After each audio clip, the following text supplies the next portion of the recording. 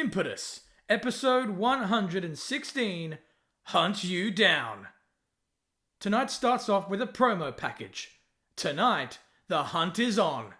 The family prey on the weakened immunity. Akira's expedition for change and gold goes through Daria and, with Johnny Fabuloso's quest for superstardom derailed, the hunt for vengeance, dignity, redemption, and Greg Williams' World Impetus Championship is on. After an intro to the show, the commentary team of Aaron Cutler and Ryan Walsh welcome us to the show. Tonight, blood will be thicker than water. Dedications will lead to hesitations. Nature will run its course, and champions will become model citizens. The Hunt You Down pay-per-view kicks off with the eerie entrance of the family. For the first time ever, Susan, Scar, and Dominic Silva enter as a team. The terrifying trio make their eerie presence felt and await their opponents in the ring as we take a look back as to how these former rivals have created a partnership. A promo package of immunity versus the family is then seen. Charlie Finch vowed to vanquish Susan's soul, believing her existence to be the cause of Scar's weakness. Believing this will benefit the chaotic creature, Finch tried to force Scar to repeat the ritual, transferring Rochelle and Susan's souls back to their respective bodies. However, the brother refused, causing immunity to attack and have the siblings right where they wanted them, until the return of Dominic Silva. The Tree Man saved the siblings all in hopes to make amends, but not without Scar's questioning. The siblings' boiler room interaction from last week is seen. The brother was convinced that this was all a setup, all part of Dominic's huge plan for revenge. Scar refused to listen to his sister until being abducted backstage, taken by an unknown presence. With Susan fending off Angel, Bobby, and Jerry by herself later in the night, Charlie Finch interrupted the scene with a grin. Vowing the ritual to take place yet again, Finch introduced a man who could make it all happen. Dominic Silva. Silva then dragged out Scar with a chloroform cloth over his mouth. Finch explains that Silva wanted to be a part of the family, only for Scar to deny him the pleasure. As a result, Finch then offered Dominic a place in his immunity family. However, the whole thing was a setup. There was no chloroform used on Scar. With Scar rising alongside his sister and former rival, Finch witnessed the book being torn apart. Immunity were taken down by the family, with the scene ending in a handshake between Scar and Dominic. Upset with their failed plan, Immunity's emotions only got worse as, thanks to a fight with Courtney, it was revealed that Angel had been screwing all the male members of the team. With the former rivals of Scar and Silva showcasing their unity, Immunity are left fighting over the ownership of Angel. With Immunity breaking, how can they not only team together, but team together against the family? Enter Immunity. Finch, Bobby, and Jerry enter without their usual confidence. The three bicker as they walk down the ramp, arguing as to who will start the match. With all men trying to prove their macho personas, it is sure to cost them against the threatening team of the family. Match 1. Immunity versus the family. Immunity struggle to execute even the simplest of tag team moves. They look dodgy and mistimed as Finch, Bobby, and Jerry have to call their action seemingly on the fly as opposed to having a smooth game plan with transitions and tag team chemistry. This costs them multiple parts of the matchup, with all Immunity members blaming each other for their mistimed failures. However, the family have a great time dominating, having fun during their dominance. Immunity's lack of connection costs them dearly, causing Angel to walk down the ramp in hopes to bring Unity back to her team. However, she just makes it worse, as now each Immunity member tries their best to get her attention and hopes to appear loving towards her. With Scar in control of offense, it looks as though he's going to end it all, only for Angel to jump on the apron like she usually does. With the princess hoping to stop her one of 3 men from getting hurt, her throat is clutched by the chaotic creature. As Scar looks to kill Angel, she gets saved by, surprisingly, Courtney. The appearing Courtney pulls her friend off the apron and drags her up the ramp. Immunity hope to attack Scar, only for the family to defend him, leading to all family members hitting their finishers and pinning all of Immunity at the same time for the pay-per-view win. Winners, the family. The family exit as a dominant team, while Immunity lay broken on the mat. The commentators then ask the question, who did Angel come out for? Well, ladies and gentlemen, up next is the Coast to Coast Championship match between Warren Jaxon, the champion, against challenger Wazzy D. And apparently, Wazzy D bumped into his good friend Barry The Bogan during the week while working at his new job. Before the Coast to Coast title is defended, we then see a replay from earlier this week, located at a work site. Large vehicles are heard with deep-voiced men communicating in the background. Wazzy is then seen in his wrestling gear, looking, well, let's be honest, very out of place. He gets approached by 2 beer-bellied albino men asking what the hell he's doing here. Wazzy wants to talk to one of the workers, a guy named Bazza. The workers talk, realizing that he must mean Barry the Bonehead. It only makes sense that the 2 weirdos would know each other. With Wazzy insulted, the men then tell him that they don't want a guy like him hanging around the place like this. With Wazzy raising his chin, he asks why that might be.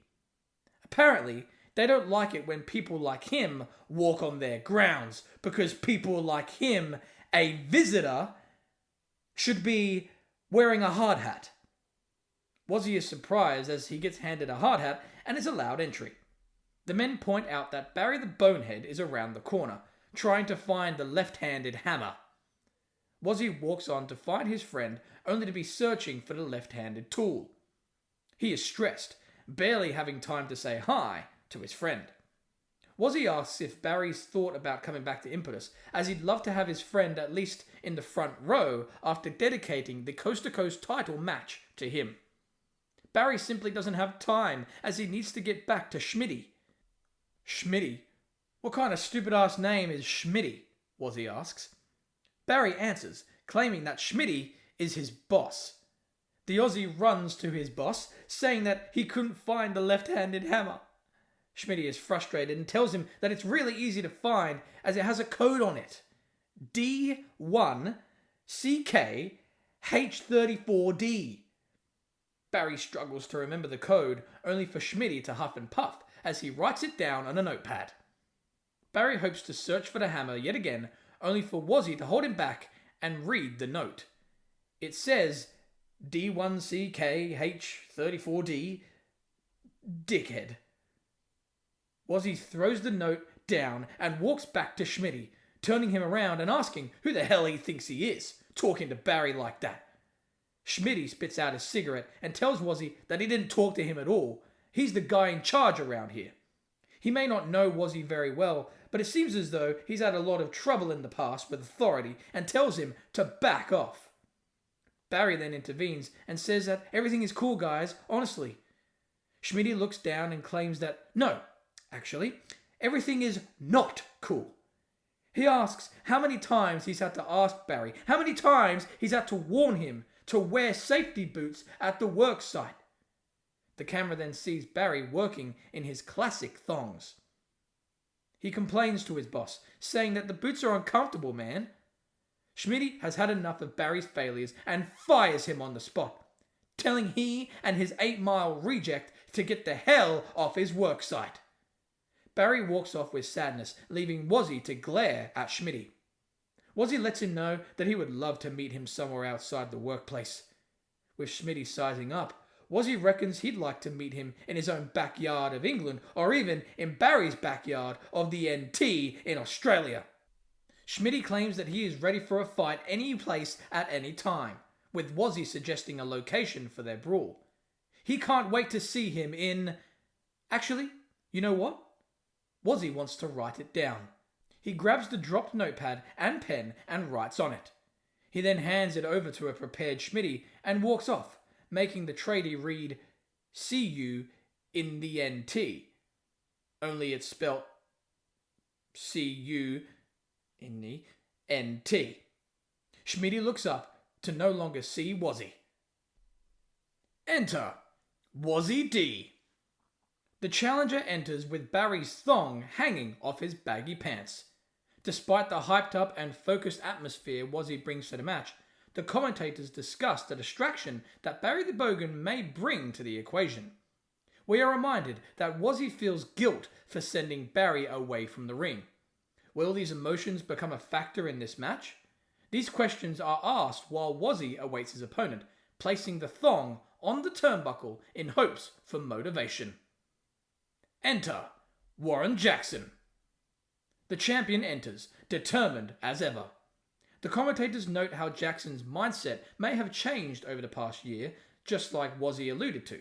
However, Jackson's physical nature has also changed, turning him into a more determined and well-rounded fighter. Match 2, the Coast to Coast Championship match, Warren Jaxon versus Wazzy D. Unlike their previous altercation for the gold, Wazzy and Warren have a fair and balanced contest with no interferences.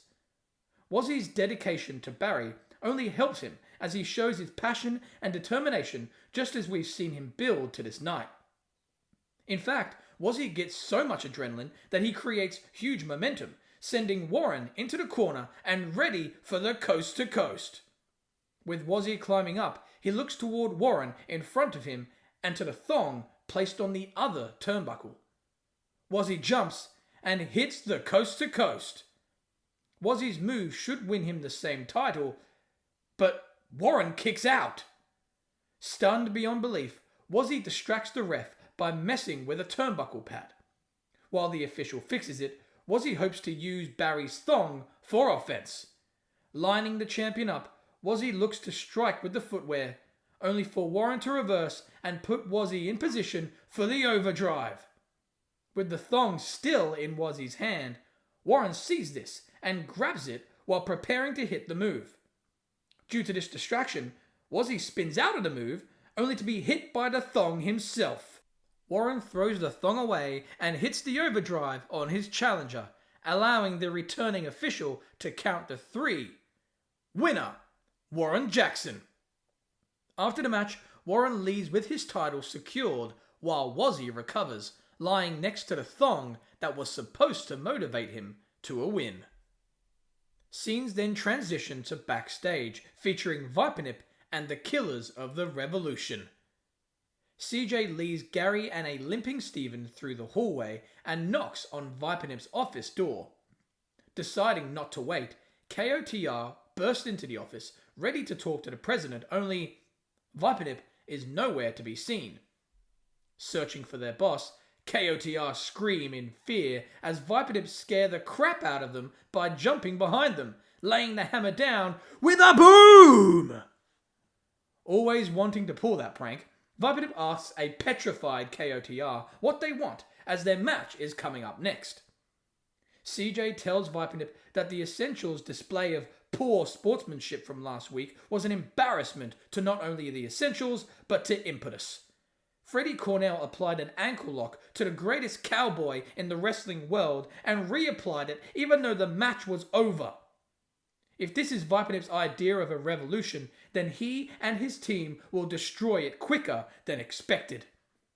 CJ's job is to place Gary and Steven's team up the card. He and his team cannot earn money if they get injured thanks to the selfish actions of the Essentials.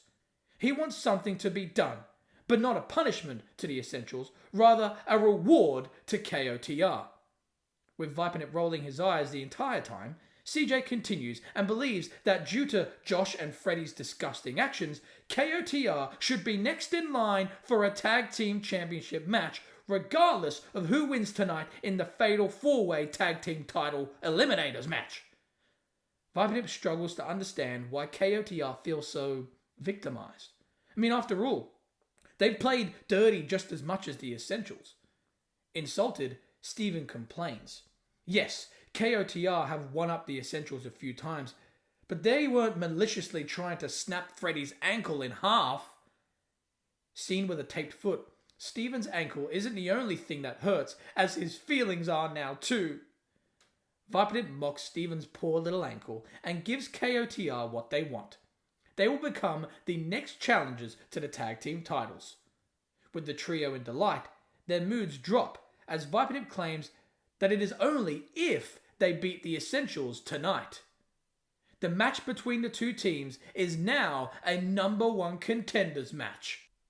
With KOTR about to complain, Viper shocks them once again by smashing the hammer down, sending them out of the office. However, boom! Another backstage segment is seen, this time in Empire's locker room. Corey and Blake are strategizing for the Fatal 4-Way tag team match for later tonight. Hoping to win the titles, Empire gets stopped by the cocky Jillian Day. Asked for what she wants, Jillian is happy to provide a little riddle. It's been pretty obvious what she's wanted for a while. She's been wanting a team that she can guide into huge stardom to create champions out of. That is why she has chosen Matar Ilamas, the team that she introduced to Impetus, the team that she and she alone will reward with the tag team titles. With Empire rolling their eyes, Jillian asks if they have ever thought about why she never considered them to manage. After all, they are a great team, perhaps even the best to be a part of Impetus. But she answers the question quickly, claiming that the reason she never wanted to manage them is because ever since their coast-to-coast title match at Impulse 3, she's seen nothing but selfishness from the two of them. As a creator of tag team champions, she can see that Empire's days are fading. Fading because of their egos. She warns Empire to be careful out there tonight, not just physically, but emotionally, as Matar Ilamas are going to show everyone what a true tag team truly is. All because of her. Jillian leaves with cockiness, while Empire consider if her words are true. However, a new scene begins as a fight has apparently broken out in the hallway. With Empire curious, so too is the camera as it tries to find the commotion. Multiple members of the Impetus roster have made their way to the parking lot. All 5 members of Immunity are furious at one another. Yelling at the same time, words are barely understood, but clearly Immunity are broken due to Angel's loyalty to the group. With Angel blaming Courtney for everything, the males constantly shove each other, angry that they never had Angel all to themselves. Staff members, security, and officials separate all members as they continue to yell at one another. Enter the Essentials. Josh Alba and Freddie Cornell enter while the added stipulation to the match is announced. The following tag team contest is scheduled for one fall where the winning team will become the challengers for the Impetus Tag Team Championships. The Essentials are pumped up, not just to whoop KOTR's asses, but to become next in line for the gold. Enter Killers of the Revolution. Accompanied by CJ, Gary Federline enters with intensity while Steven tries to do the same with a bad foot. Steven may have both boots on, but his ankle is experiencing a lot of pain, all thanks to Freddie Cornell's ankle lock from last week. A replay of said footage is shown. Freddie Cornell tapped Steven Dreadful out with the ankle lock and reapplied it to add not just insult to injury, but injury to injury. With Freddie bailing an attack by CJ and Gary, the Essentials met on stage, happy with their work. Match 3, number 1 contenders match, the Essentials versus the Killers of the Revolution. An equal contest begins with Steven sharing a sequence with Freddie. Dropping down, Steven looks to be gaining control, only to leapfrog and land awkwardly on his bad ankle. In pain and suffering, Steven is attended by the official. With Freddie hoping to advance for more offense, Steven pokes him in the eyes while the referee can't see, leading to a tag for Gary and the Killers of the Revolution starting their offense. Steven shares tags with his partners, all with one boot on as the hurt ankle can't stand the pain. Steven gets trapped in the ankle lock multiple times, but KOTR use their dirty tricks to get him out of the bad spell really quick, allowing Gary to regain control. Despite not being tagged, it seems as though Gary must complete the match by himself, as Steven rolls out the ring in dire pain. With Steven on the outside, attended by a worried CJ, Gary hopes to hit a moonsault on the legal Josh Alba, only to splat on the mat as Josh rolls out of the way and gets a quick tag to Freddy. With Gary still on his stomach from the missed moonsault, Freddy locks in the ankle lock again. Gary is close to tapping, only for CJ to climb on the apron. Freddy looks to strike the manager down, only for CJ to dodge just in time. With Freddy focused on the manager, it allows Steven to tag in and hit the arrival on him. With Gary rolling outside in pain and Steven crawling for the cover with a bad ankle, KOTR get a tainted win. Winners, the Killers of the Revolution. KOTR exit with bad ankles while the Essentials are pissed. CJ raises his team members' hands, who are now the next challengers to Tag Team Gold. Speaking of the tag team titles, Triple J are seen backstage in their locker room. Jack Ross and Jimmy Stevens are warming up for their tag team title match, only to be interrupted by Jillian Day. Jillian looks at her former boys up and down and chuckles at how far they've fallen, reduced to nothing more than talk show hosts as opposed to being the most dominant tag team in Impetus. Triple J scoff at her confidence, asking if she really thinks Matar Ilamas can be as dominant as any other team on the roster. Jillian claims that not only can they be, but are. They are leaving tonight with the gold, and it will be due to one thing, the same thing that allowed Triple J and the Infliction to become the champions: Jillian Day. She tells her former friends to stay away from Matar Ilamas because, despite their hatred for the luchador embarrassments named El Fuego, they hate Jack and Jimmy just as much for how they treated her. Jillian is about to exit, only for Jack to hold her back in sadness. Triple J are aware of the issues they've had recently, but after heeding her advice, they just have one thing to say about it. No one cares! Jack and Jimmy laugh at their joke, only for Jillian to remain unhurt. She claims that after tonight, everyone will care, as she would have crowned her third and greatest tag team champions. Jillian leaves with Triple J shaking their heads. Up next, the Women's Championship is on the line as Daria defends her gold against Akira. The battle between aesthetics and passion is about to commence. The commentators want to remind us of how the barely known Akira created a controversial identity for herself. A promo package of Akira and Daria is seen. Akira has made quite the stir in the women's division, speaking her mind and venting her opinions on the talent. Her issue is with the cosmetics that females apparently seem to use in order to appear interesting. Hoping to tear down this assumed expectation, Akira is using this as motivation, gaining her victory after victory, becoming the new challenger to Daria's Women's Championship. With Daria standing up for her own beliefs, tension between the two has risen. With Akira hoping to stop the glitz and glam of female wrestling, Daria is an advocate for it, as she feels wrestling has provided her a platform to not only find her true personality, but to embrace it. With both women wanting different goals, the fate of the women's division is on the line. With the title match hyped up, a backstage interview in the interview area is seen with the challenger, Akira. Welcomed before her huge contest, Akira is seen with blow-waved hair and dark eyeshadow, clearly putting in the extra effort for the biggest match of her career. She looks great. Trying to contain her excitement, she is asked for her pre-match thoughts. This is it. This is the moment. Akira looks back on the past few months and realizes that this is the highest status she's ever obtained in wrestling and owes it all to her persistence to be herself, all while covered in fake tan and moving her blow-waved hair out of her face. She gets emotional due to the inspiration that she has set for young women out there. To see so many little girls aspire to be just like her, wanting to crack the aesthetic walls, drop the cosmetic boundaries that female wrestlers assume they're not allowed to break, it's amazing. She sheds a tear and wipes it from her eyes, only to look at the black smudge that is now all over her finger.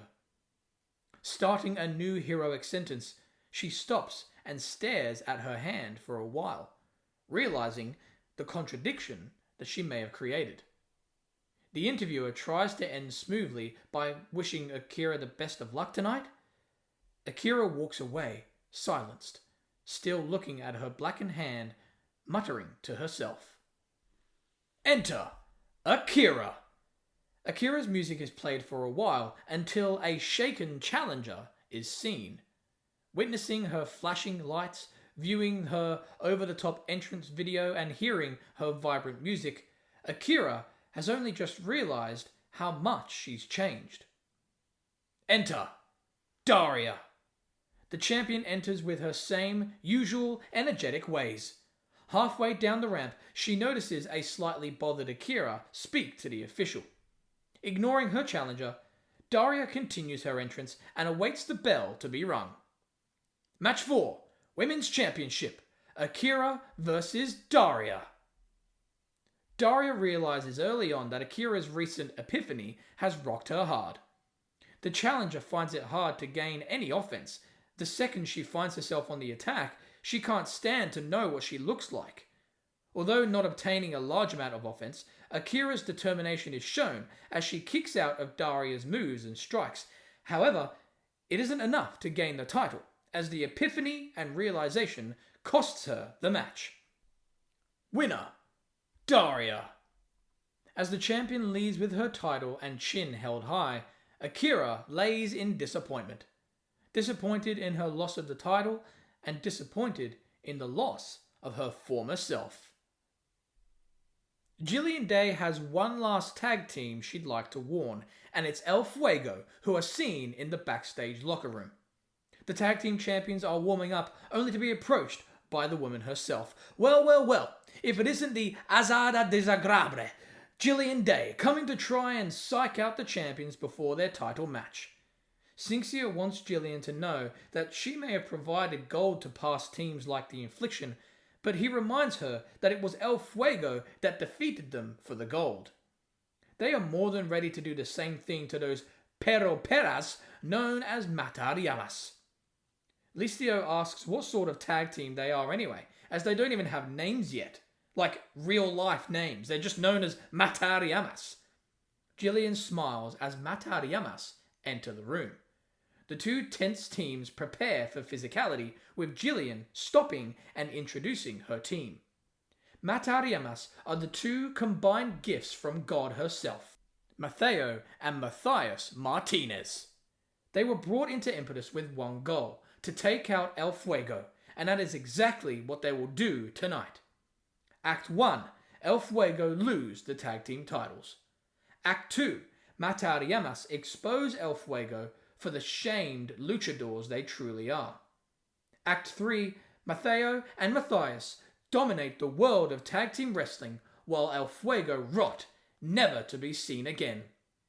Jillian leads with her quiet team while El Fuego are worried. A replay from earlier tonight is then seen located in the parking lot. Johnny Fabuloso and Terry Delita, the fabulous duo, arrive in style, driven in a luxurious pink limo. A flamboyant driver gets out of the vehicle and opens the door for Terry to exit first, fanning down Johnny, who gets out, checking his hair. The gorgeous guys fix themselves up and walk toward the arena, with the driver carrying their luggage. As Johnny is seen with stress, he is ready for the stardom, ready for the publicity. Is he ready for the World Impetus Championship though? Enter Kelly Sales and Jackie Sky. The commentary team explain their odd upcoming opponents in Jade Williams and Jacinta.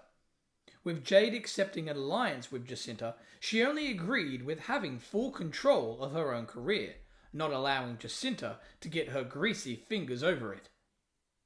After the result of last week's loss, the commentators remind us that Jade has vowed to be the future women's champion, and at this rate, it won't be because of Jacinta's help. Enter Jade Williams and Jacinta. Jacinta enters with her common attitude and cockiness, all while Jade can't seem to be seen with her. Match 5. Jade Williams and Jacinta versus Jackie Sky and Kelly Sales. Jacinta demands to start the match despite being Jade's inferior. Although Jade vents her anger, Jacinta pleads to start. With Jade irritated, she allows her partner to start the match. Cocky at the start, Jacinta gets schooled by the rookie team of Kelly and Jackie multiple times. In between the stoppages, Jade demands a tag from her employee, only to be denied due to Jacinta's arrogance. Jacinta thinks that she can beat her opponents solo. With Jacinta finally in control, despite being outclassed many a time, she looks at Jade, who once again demands a tag. The two argue about if they should tag or not, only for Jade to yell, forcing a tag out of Jacinta. Jade gets in the ring with her stubborn partner, telling her not to be playing any games. Jacinta rolls her eyes and barely cares for Jade's words, only for the giant to have had enough. Jade flattens Jacinta with a boot to the face. Screaming at her partner, Jade quickly strikes the oncoming Jackie and Kelly down, splatting them to the mat with a powerbomb each. Jade then grabs Jacinta and hits her with the post detonation, the powerbomb into the alley-oop. Jade then pins all three ladies, getting the win as well as her own way. Winners, Jade Williams and Jacinta. Jade looks down at her partner and tells her that she will not put her career in the hands of anyone like Jacinta again. She promises to be women's champion and vows that it will not be from Jacinta's help, but from another's. The revolution of Impetus may have already started, but she will kill it in order to create her own. Jade exits, leaving Jackie, Kelly and Jacinta to lay in pain, and the commentators to wonder what in the world Jade has in mind. With Impetus returning from a commercial break, promo. Enter Dylan Dark. With an official and announcer in the ring, Dylan is introduced and enters, irritated with what happened last week as we witness the return of Kypton Lynch. A replay from last week is shown. With Chris Vortex's job on the line, he had to win a tag match against Mark Emil and Jarvis Banks, the Condemnation, by teaming up with an old Swedish janitor named Sven. While the janitor focused more on mopping up some beer at ringside, it seemed as though Vortex was about to lose his mind and his final match. However, the old man was revealed to be none other than the returning Kypton Lynch all along. Hitting the Kyptonite, Kypton took out the entire Condemnation, allowing Chris to pick up the victory. Viewing the replay in the ring, Dylan is irritated. He claims to have a responsibility to his children, to provide them a platform of opportunity to where they can grow, advance, and learn. Dylan is accountable for all the education of his children, something in which their biological fathers never acknowledged. For last week's tag match to be a complete setup from the start is an outrage. How are his children supposed to better themselves, become more like their father figure of the amazing Dylan Dark when they get screwed by the system?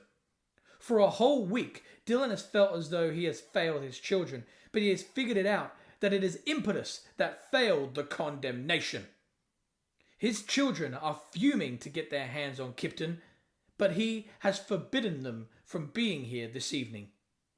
Dylan believes he needs to lead by example, to show them how to handle these problems like a real man.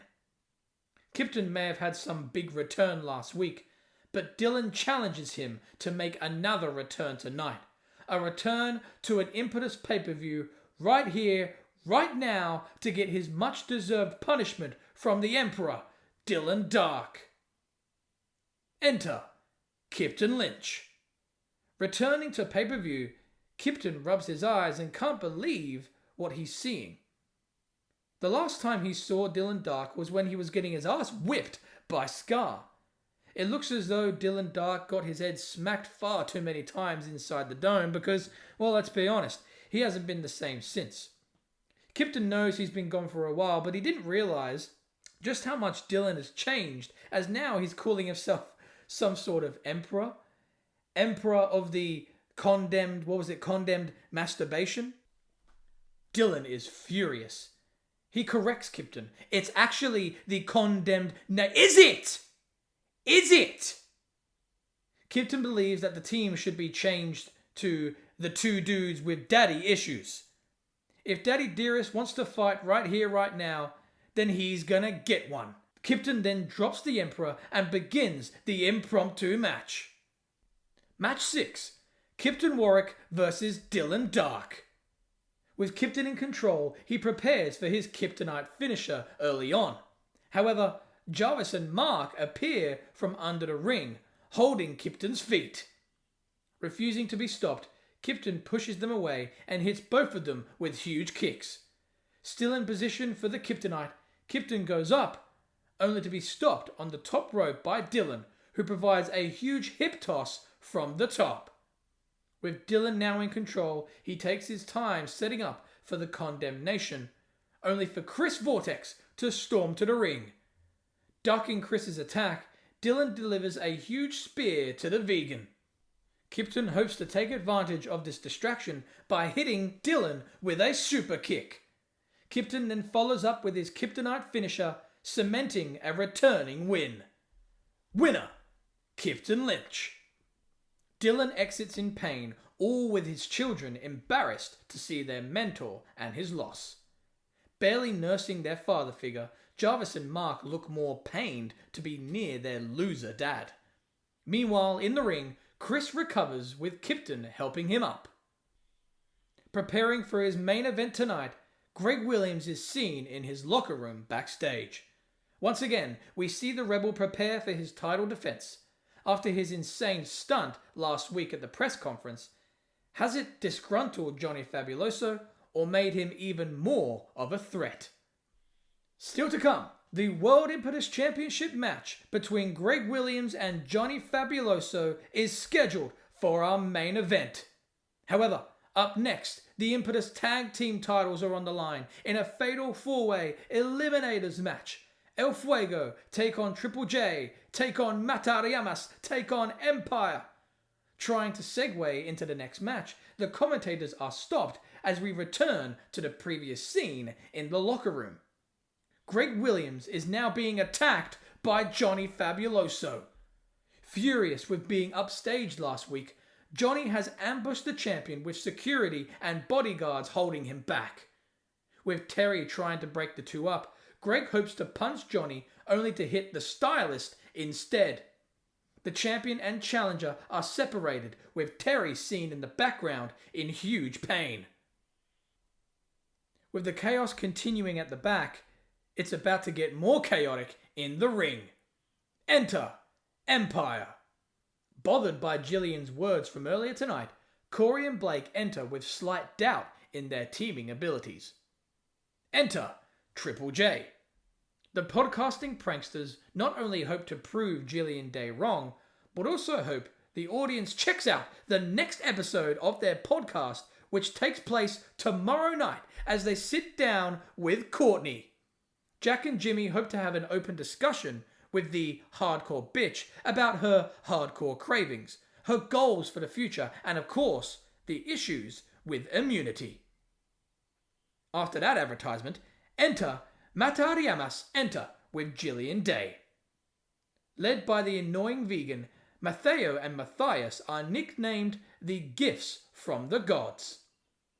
Enter El Fuego. The tag team champions enter and raise their titles in front of their three opposing teams. Match 7. Impetus Tag Team Championship match Fatal 4-Way Elimination Stipulation. El Fuego versus Triple J versus Matar Ilamas versus Empire. With the teams hearing the bell, they are asked to place themselves in their respective corners by the official. However, they all stand still, staring at the gold still being held high by El Fuego. With the official trying to allocate the teams to their corners, Jillian Day hopes to low blow Hernando Listio. However, the luchador catches the hand and keeps it still. With the official looking back, Listio is more than happy to show Jillian in the act. With the official outraged and Jillian scared, she is ejected from ringside before the match has even begun. Jillian throws a tantrum as she exits, allowing the teams to assign a corner and begin the fatal 4-way contest without Jillian Day. With the 4 men in the ring and their partners on the outside, the action is wild. Despite their doubts, Empire make just as good of a team than the others, dominating Triple J. With El Fuego and Matar Ilamas brawling on the outside, it leaves Empire to hit the Thunder from Down Under on Jack Ross. What would surely be an elimination is yet to be seen, as the legal man Corey decides to roll out of the ring and taunt the crowd, clearly unaware of his legal status.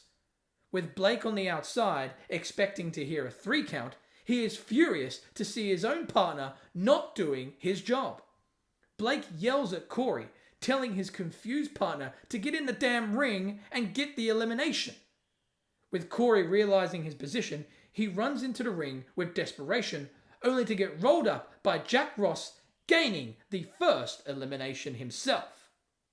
First elimination, Empire. Blake can't believe his partner's stupidity. With Corey trying to explain himself, Blake walks up the ramp, barely listening. Empire's tag team ability seems to be fading. The fatal 4-way has now become a triple threat. With El Fuego taking down Matar Ilamas, they must deal with the resiliency of Triple J. Due to Jack Ross's recent beating, El Fuego capitalized by keeping him away from a tag and hoping for the fireball. However, Mateo and Matthias hit the Bomberos, cancelling the fireball and eliminating El Fuego from the equation. Second elimination, El Fuego. We have new tag team champions, but who will it be? The fatigued Triple J or the dirty Matar Ilamas? With Jack once again taking punishment, he gets placed in the corner of his opponents who beat him down constantly. Mateo attempts a kick, only for Jack to hold it and throw it in the face of Matthias, knocking him off the apron. This allows Jack to make the tag to Jimmy, who storms in, ironically, like a ball of fire. As the fatigued Triple J make a comeback, Matthias lays on the outside, seemingly knocked out by the unexpected boot to the skull. As Triple J prepare for the jump start, the official notices the lifeless Matthias on the outside and begins to worry. Checking on the Matar Ilamas member from inside the ring, the official doesn't see the banned Jillian Day enter it behind him. She hits Jack Ross with the low blow that she wanted earlier. With Jillian hiding, the jump start failing and the official distracted, Mateo shoves Jimmy out of the ring and covers Jack. The official notices this and counts the 3. Third elimination, Triple J, which means the winners are Matar Ilamas. With Matthias recuperating, acting more pain than he truly is, Matar Ilamas are awarded the tag team titles by the confused official in the ring. Jillian remains hidden from the referee, crouched behind the steel steps at ringside. Her team exits the ring and walks up the ramp with huge smiles. With the official helping Triple J to their feet, Jillian joins her partners, acting as though she'd just entered from the stage. Matar Ilamas are your new tag team champions. Up next, it's what we've all been waiting for, and after the chaos that ensued moments ago, the World Impetus Championship match between Great Williams and Johnny Fabuloso is just that little bit more intense. Greg's press conference actions seem to have pissed off Johnny Fabuloso. That is an understatement. But will this help the model become the next world champion? A promo package of the Greg Williams and Johnny Fabuloso rivalry is shown.